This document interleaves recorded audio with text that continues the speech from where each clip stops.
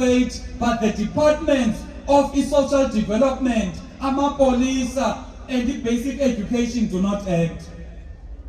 We are equally gathering today. This week there was a march in Ikona because of the failures of the NPA.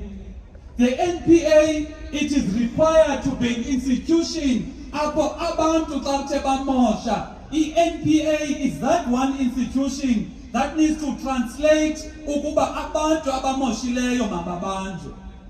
Unfortunately in our country, it is a norm ukuba abantu bayamosha, babanjwa ngamapolisa, but i-justice system iphinde bakhuphe.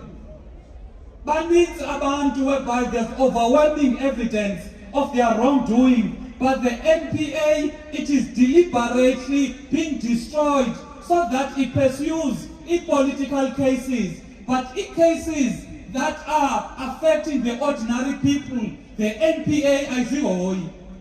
If you check in our country, we've got an NPA, a prioritizer in political cases. And that is why destroy NPA, it is deliberate because it is a political tool. It is not a tool of justice whereby the entire citizens of our country can be confident in the justice system.